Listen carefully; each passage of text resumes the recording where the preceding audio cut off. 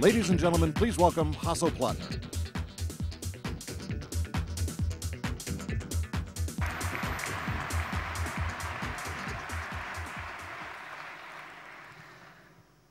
Good morning, ladies and gentlemen. I hope you had a good time so far. A good evening with all the parties to digest all the information you could acquire during the day. I will continue with some information about the future. I will talk here as a professor, I'm not an employee of SAP anymore, so I'm not liable for anything. I take down my hat as a chairman of the supervisory board because as a chairman I'm not entitled to talk about products anyway. I leave this to the SAP executives. But I had the privilege the last 5 years to do research both at the HPI in Potsdam. This is a computer science institute, and at Stanford University as a visiting professor in design thinking. The combination of design thinking and hardcore software engineering is interesting. And what I talk today about is a result of this combination. You have seen an unbelievable animation of the speed of future computing. Actually, future is basically now. Within the next 12 months, we will see dramatic changes in computer hardware. And this cheap and fast main memory, multi-core architecture, I will talk about this. A columnar storage databases, something which is there for 15 years. We at some companies like SAP ignored this pretty much. We pursued other avenues. There are concepts like insert only, probably in papers, scientific papers for over 10 years. The increased bandwidth is reality today. So we can build different enterprise applications to make you much better understand your own data. We collected an unbelievable amount of data, but how we digest the data, how we interpret the data, how we derive information from the data is still slow, or is actually getting slower because of the increased size of our databases.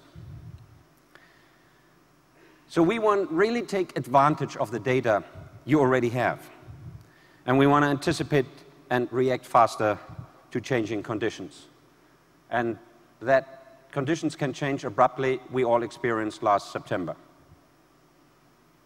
In August, SAP thought to have the best quarter ever. End of August, okay, it will be a good quarter. And the outcome, everybody knows, it was published, the quarter was not so good. And ever since, we're all struggling worldwide. We will try to really deliver the true power of speed, which will enable you to have a different user experience. Whether you get something in a minute, in 20 minutes, or in 2 hours, it is too slow. You lose concentration, or it is not interesting enough to wait, so you delegate it. So we delegate and delegate and delegate, and then it comes back from the delegation. The reality is that we take data out of our production systems, the transactional systems. We take with a process called ETL, extract, transfer, and load, into a business warehouse.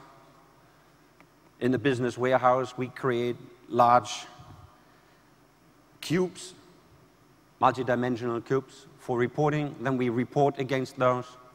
Some of you take then the data out of the business warehouse into an Access database, produce then on top of the Access database with help of Excel, some spreadsheets, then upload the spreadsheets into a PowerPoint briefing book, and then the executives can look at it. So this is the way most of us work today. This is simply not appropriate anymore.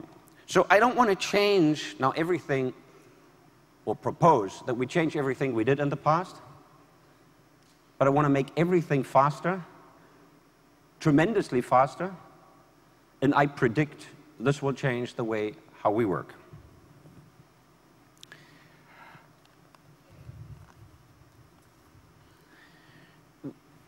What is really happening at the moment?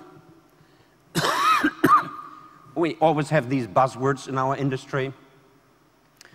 We had 3-tier client server. We had Java fits it all. We had software as a service, still have it, pretty successful. We had service-oriented architecture. Now we have cloud computing. There's a cloud. Everybody can see. That was wrong. I thought this is a pointer. Sorry, don't page forward. We see clouds here. We have cloud computing. We have virtualization, a new word with which we all should save enormous amount of. Just keep in mind what the word virtualization means. Real is less than virtual. Virtually, there is more than we have in reality. But it's a good concept, nothing against it. I will not talk about these two concepts. I will talk about something else. I will talk about what is happening on the right-hand side with high-end hardware. Where is hardware going? And completely different to the theory of many computer scientists and many computer manufacturers, software people should know, and users should know, because of software people, what hardware really does and where hardware is going.